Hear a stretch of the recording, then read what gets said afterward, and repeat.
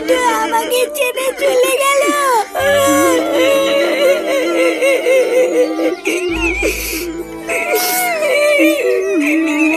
ফুটো তুই আমাকে ছেড়ে চলে গেলি বাবা।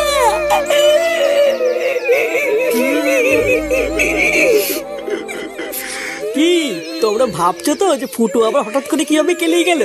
চলো সবার আগে দেখে নি যে কি এমন হয়েছিল যার জন্য ফুটোর আজকে এই অবস্থা।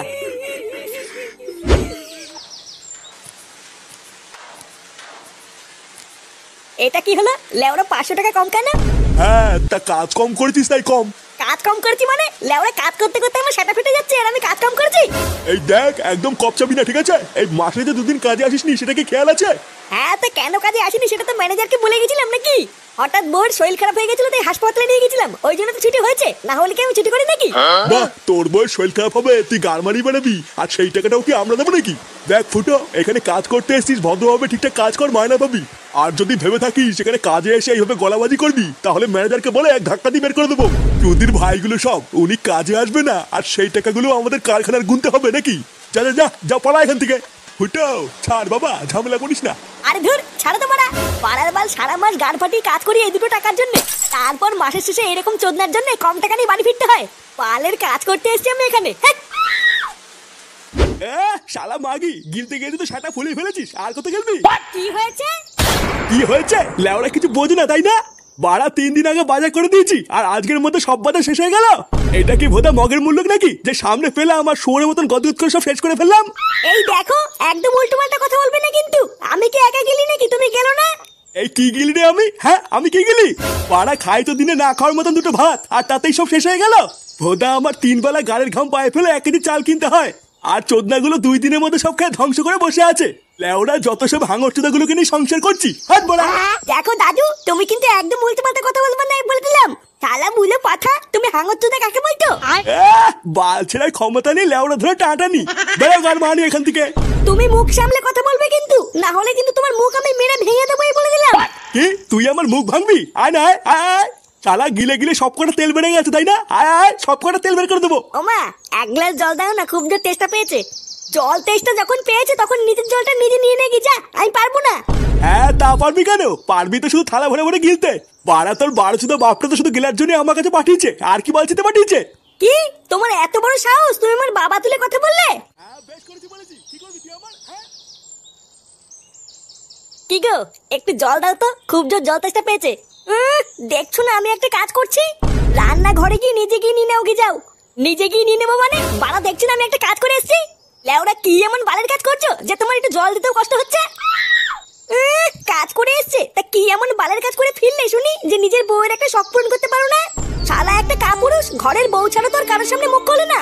সেই সকাল থেকে রান্না করে বাসন মাজে আমি একা একা সব কাজ করি, তারপরেও তোমার মা এসে যা নয় তাই বলে যায়, তারপরে তুমি এসেও যা নয় তাই বলো। আমি কি এইসব দেখার জন্য তোমার এই বাড়িতে এসেছি নাকি? হ্যাঁ উনি নাকি আবার কাজ করে এসছে, বড় কাজের ভাতার। এইভাবে কি হয় নাকি? কোনো দিকে কোনো রাস্তা খুঁজে পাচ্ছি না। বাড়া যা দিনকাল পড়েছে, একার দ্বারা কাজ বাজ করে সংসার চালানো সম্ভব না। কয়েকদিন ধরে চারিদিকে এত ঘোরাঘুরি করছি, ভোদার আবার তাও কোনো কাজ পাচ্ছি না। হ্যাঁ রে পল্টু, কথাটা তুই খারাপ বলিসনি। দেখ না আমি কি কাজের কম চেষ্টা করছি নাকি, কিন্তু ওই যে ভালো কোনো কাজই পাচ্ছি না। আরে ভোদা ওইসব কাজ কাজের কথা বাদ দে বুঝলি, সারা বছরই তো পুরো কাজ করে উল্টে দিলি, এখন আর শেষের কটা দিনের জন্য কাজ মারাতে হবে না।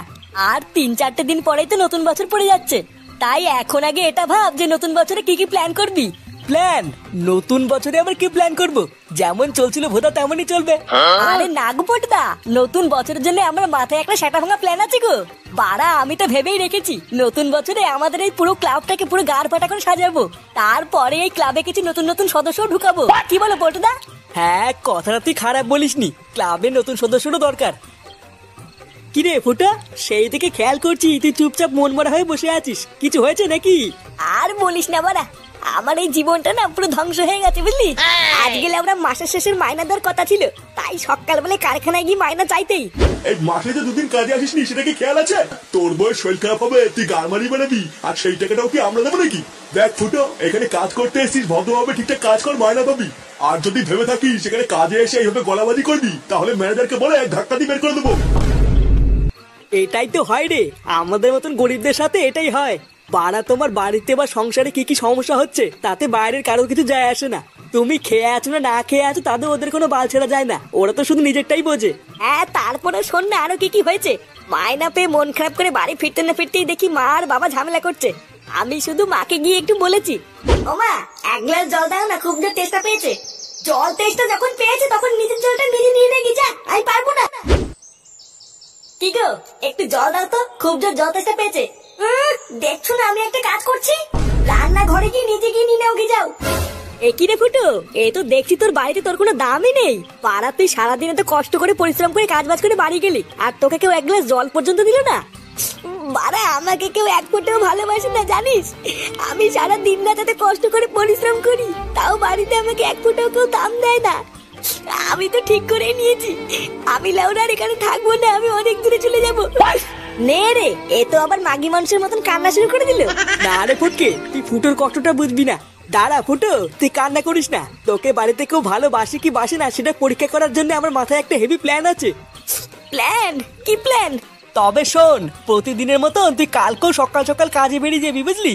তারপর আমি আর ল্যাংচা তোর বাড়িতে গিয়ে ডাকবো, কাকু ও কাকু, কাকু তাড়াতাড়ি বাইরে আসো কাকু।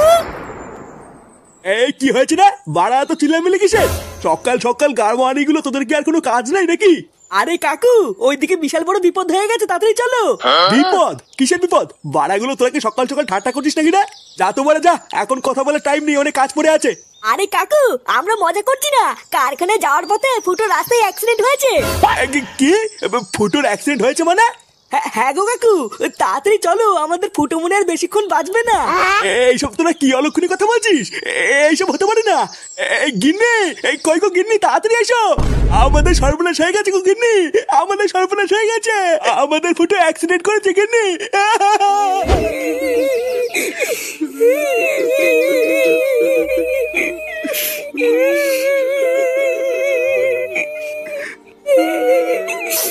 আমার ফুটো আমাকে ছেড়ে চলে গেল।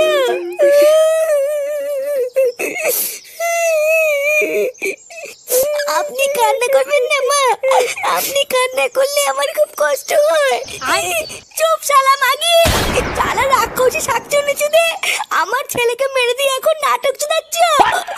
মা তুমি এইসব কি উল্টোপাল্টা কথা বলছো? আমি তোমার ছেলেকে কখন মারলাম? কখন মারলি শালা শয়তানি? তোর সাথে বিয়ের পর থেকে আমার ছেলেটা ভালো নেই। আমার ছেলেটাকে তো খেলি, এবার বেরো আমার বাড়ি থেকে। কেন আমি বেরোবো কেন? এবার তো বেরোবো তোমরা। আমার স্বামী বেঁচে ছিল বলে এতদিন কিছু বলতে পারিনি, এখন তো আমার স্বামী নেই, বেরো পড়া। এইসব তুমি কি বলছো বৌমা? আমরা বেরিয়ে যাবো মানে? চুপ শালা বুড়ো, অনেক হয়েছে তোদের নাটক, এবার বেরো। বৌমা কি সব বলছো তুমি এসব? তোমার কি মাথা ঠিক আছে? হ্যাঁ মাথা ঠিকই বলেছে, শালা বুলে পাঠা। আর কয়দিন থাকবি বেলা বেলা? পাড়ার বার এতদিন অনেক গাল মালিয়েছো, এবার বেরো আমার বাড়ির থেকে। শালা গাল মালানি বাপটা এতদিন আমাকে অনেক গালিয়েছে, এবার মলে গেছে ঠিক হয়েছে। ওরে শান্তির ছেলে, তোর তলে তলে এই ছিল, এই গাল মেলেতে। তুদির ভাই বাপ মরে গেছে খুব ভালো হয়েছে তাই না? সেটাই খুব রস হয়েছে। শালা যেই দেখেছি আমি মরে গেছি, আরে মাগি আর এই শান্তির ছেলে রস বেরিয়েছে। হ্যাঁ আজ লেওরে এই মাগি আর এই শান্তির ছেলে দুটোই শেষ। খতম। কি হরে? কি হরে?